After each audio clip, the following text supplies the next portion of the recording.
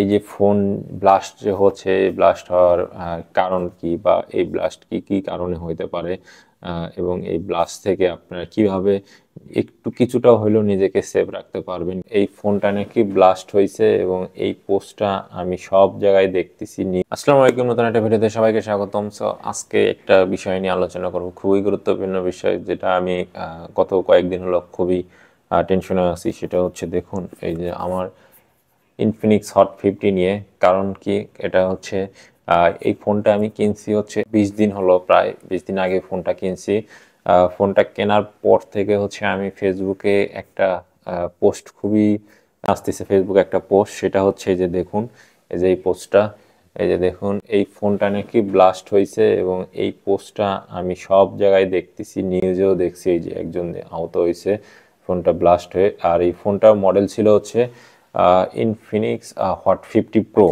আর আমি যেটা নিয়েছি এটা হচ্ছে ইনফিনিক্স হট 50। আজকের ভিডিওতে শেয়ার করব আসলে এই যে ফোন ব্লাস্ট যে হচ্ছে, এই ব্লাস্ট হওয়ার কারণ কি, বা এই ব্লাস্ট কি কি কারণে হইতে পারে, এবং এই ব্লাস্ট থেকে আপনারা কিভাবে একটু কিছুটা হলেও নিজেকে সেভ রাখতে পারবেন, কি কি জিনিস ফলো করলে আপনারা আপনার ফোন এবং আপনি নিজেকে সেভ করতে পারবেন। সো ফার্স্টেই হচ্ছে দেখি যে আসলে ফোনগুলা, ইনফিনিক্স ফোন বা আরও অন্যান্য ফোন আছে মার্কেটে। সো এই সব ফোন হচ্ছে ব্লাস্ট হওয়ার কারণ কি।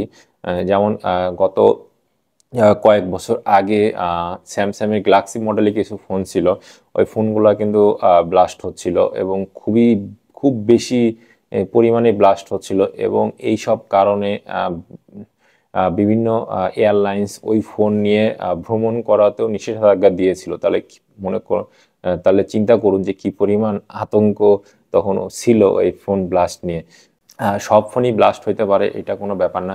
কারণ এই যে আমরা যে ফোনগুলো ইউজ করি, এই ফোনগুলোতে হচ্ছে mainly lithium lithium battery use করা হয়। এবং এই লিথিয়াম ব্যাটারি হচ্ছে আপনার ব্লাস্ট হয়, ব্লাস্টের পরিমাণ বেশি, এবং এইটা যদি ব্লাস্ট হয় এটার ক্ষয়ক্ষতি পরিমাণও বেশি হয়, কারণ এটা খুব পাওয়ারফুল ব্যাটারি।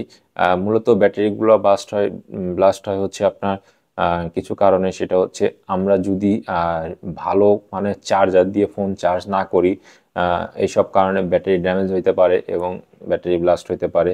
আবার অনেক সময় আমরা কি করি, যে ফোন হচ্ছে আমার 20 ওয়াট, বাট আমরা ফোন চার্জ দিচ্ছি হচ্ছে 100 ওয়াট বা 60 ওয়াটের চার্জার দিয়ে। কারণ কি, দ্রুত চার্জ হওয়ার জন্য আমরা এই কাজটা অনেক সময় করি, আমাদের হাতে সময় কম থাকে, আমরা ওইভাবে চার্জ করি। সো এইসব কারণেও নষ্ট হয়ে যেতে পারে।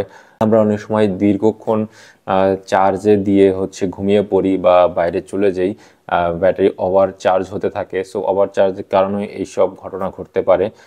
অনেক সময় আমরা দেখা যাচ্ছে চার্জে লাগিয়ে আমরা ফোন গেমিং করি বা বিভিন্ন কাজ করি চার্জে লাগিয়ে, এই সব কারণেও হচ্ছে ফোনের ব্যাটারি নষ্ট হয়ে যেতে পারে। আপনাদের সাজেস্ট করব যে আপনার ভালো মানের চার্জার ইউজ করুন।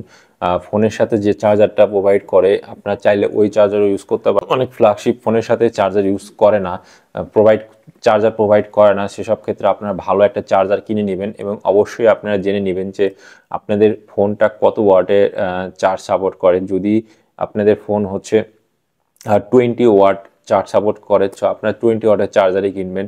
যদি 100 ওয়াট হয়, 100 ওয়াটের চার্জার কিনবেন।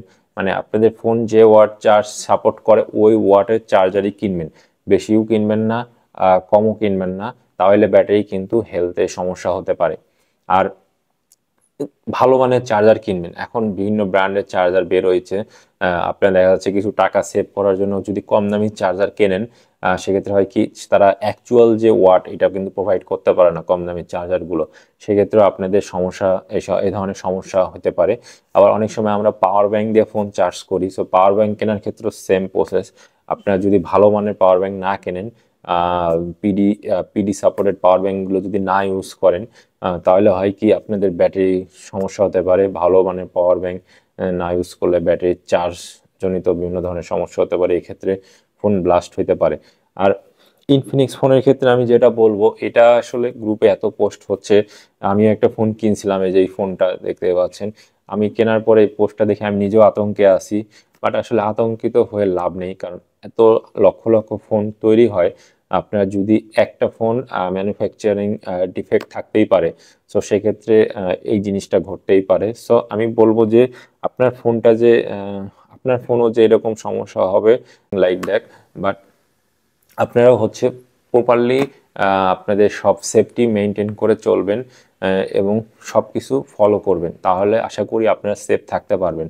আমি হচ্ছে প্রপারলি সব কিছু মেনে চলতেছি এবং আমি হচ্ছে ফোনটা ভালো মানের চার্জার দিয়ে চার্জ করতেছি এবং দীর্ঘক্ষণ চার্জ না করা থেকে বিরত থাকতেছি এবং হচ্ছে ফোন ওভারহিট হইতে দেয় না এবং ফোনকে সবসময় ঠান্ডা জায়গায় রাখি বা ফোনের উপর এক্সট্রা কোনো প্রেশার দেই না, যাতে ফোনের কোনো সমস্যা হতে পারে। তো যাই হোক, অনেক কথা বলে ফেললাম। আপনার ইনফিনিক্স ফোন নিয়ে আতঙ্কিত হওয়ার কিছু নেই। সো আপনাদের আতঙ্কিত হওয়ার কোনো প্রয়োজন নেই। আপনারা সব কিছু মেনটেন করুন, তারপরে যদি কিছু হয় সে হচ্ছে ম্যানুফ্যাকচারিং যে ডিফেক্ট থাকে সে কারণে হতে পারে। সো আশা করি আপনারা ভিডিওটি আপনাদের উপকারে আসবে এবং আপনারা আমি যে আলোচনাগুলো করলাম এগুলো আপনাদের কিছুটা হলেও কাজে লাগবে। সো আজকে ভিডিও এই পর্যন্তই, দেখা হবে নেক্সট অন্য কোনো এক ভিডিওতে। সব বিষয়ে ভালো থাকবেন, সুস্থ থাকবেন। আল্লাহ হাফেজ।